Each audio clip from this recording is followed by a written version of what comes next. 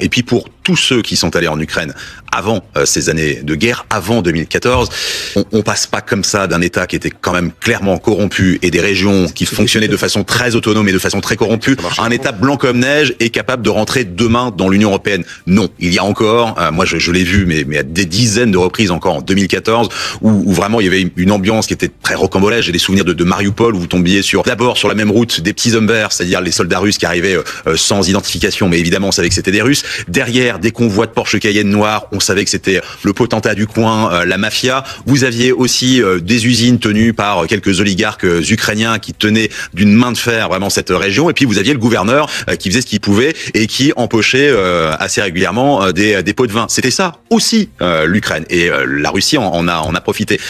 On n'est pas passé de ça à, encore une fois, un État qui fonctionne normalement. Et c'est la grande difficulté d'un Volodymyr Zelensky qui est quasiment seul au pouvoir depuis quasiment 4 ans, qui ne peut pas, là aussi factuellement, organiser pour l'instant des élections. D'où la nécessité d'un cessez-le-feu, mais d'un bon cessez-le-feu, d'une bonne paix pour qu'il y ait ce renouvellement. Pour l'instant, il sert simplement, François en parlait à l'instant, de nuisible pour ceux qui veulent, ou de bouc émissaire. Il est invisibilisé par les Russes dès qu'il s'agit de négociations. Vous savez, lorsque Vladimir Poutine laisse entendre qu'il va négocier, vous avez tout de suite à chaque fois Zelensky qui va dire bah écoutez, moi je suis prêt, l'avion est prêt, je peux aller. Il y a même pas de réponse, vous voyez. Et donc ça c'est la grande difficulté.